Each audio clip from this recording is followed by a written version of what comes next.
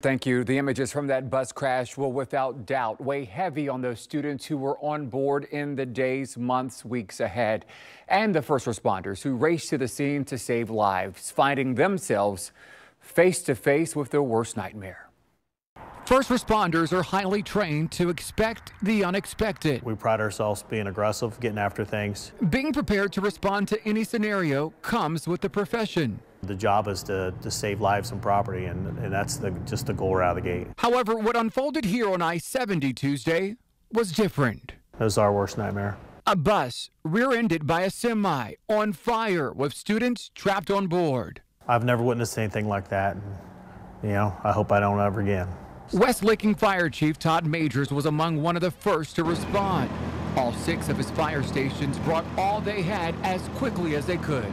We pulled up on a mass casualty incident, a working fire involving a semi, a bus, a car.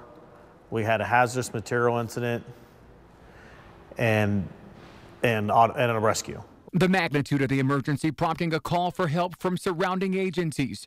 More than 100 first responders eventually on the scene. Most of the kids have gotten off the bus, and they were reporting there were still some in the back of the bus.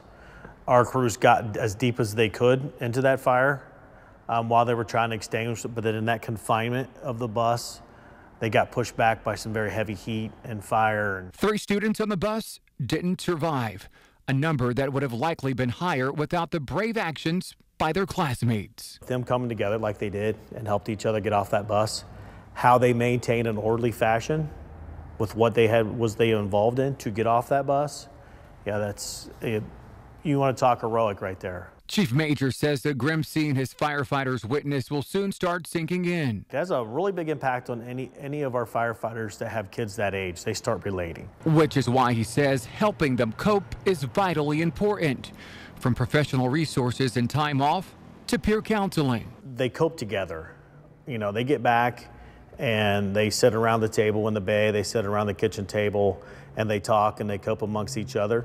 They know each other the best. So we give them that time to talk and discuss. Strengthening a bond and helping them prepare for the unimaginable. The chief tells me the personnel that were at that scene Tuesday are home with their families until Friday.